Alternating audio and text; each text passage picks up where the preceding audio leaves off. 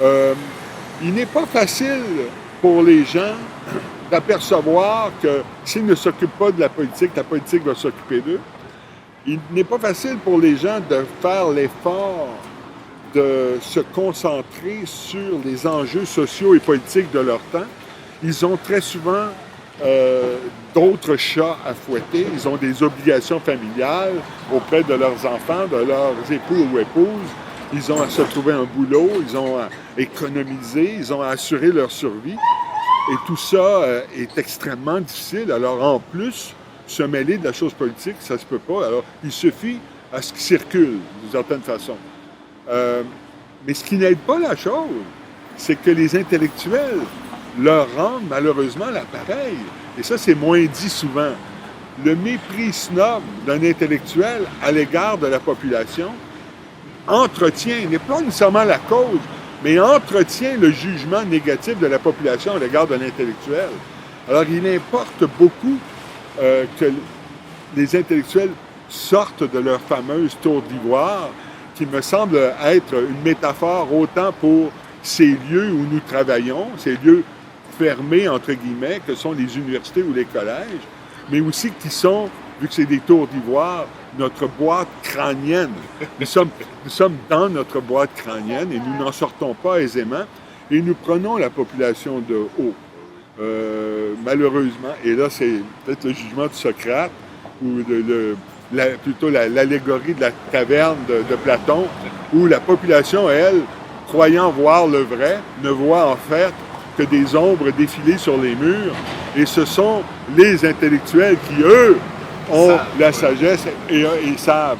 Alors, du haut de notre savoir institutionnel, universitaire ou collégial, on regarde avec mépris, distance et autosatisfaction la population s'agiter dans ce qui nous apparaît être le faux.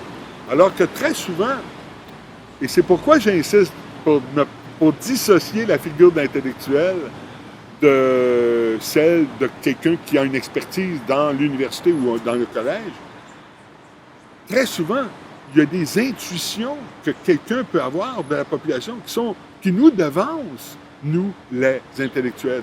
Et l'intellectuel, très souvent, il va simplement s'inspirer de l'opinion que quelqu'un d'ordinaire, entre guillemets, peut avoir. Il va simplement mettre des mots sur cette intuition. Et les intuitions, très souvent, viennent de la population. Et si on est à l'écoute de la population, on va peut-être découvrir des choses pertinentes à dire. C'est là qu'on voit qu'en réalité, il y a dans le citoyen quelque chose qui ne doit jamais être oublié par l'intellectuel, qui fait que même quand on intervient avec beaucoup de patience sur un temps long dans la sphère publique, sans qu'il n'y ait de résultat, on doit l'avoir, cette patience, parce qu'on reste près de ceux qui nous donnent des idées et qui nous alimentent, à savoir les gens dans la population.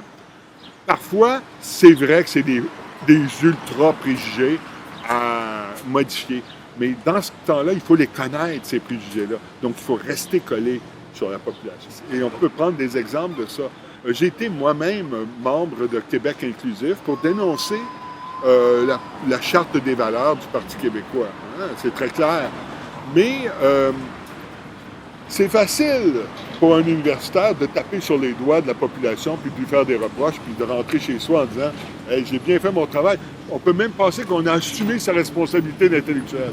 Et ce que l'on a fait, c'est simplement s'affirmer dans sa position bourdieusienne institutionnelle et occuper pleinement dans l'institution quelque chose qui sert nos intérêts. Alors, c'est inacceptable. Ça devient violent même d'être comme ça.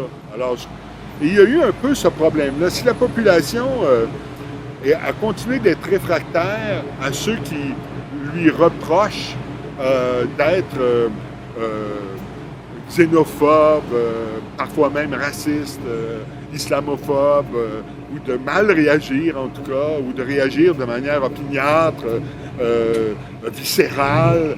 Les intellectuels sont super pour faire ce reproche-là à la population.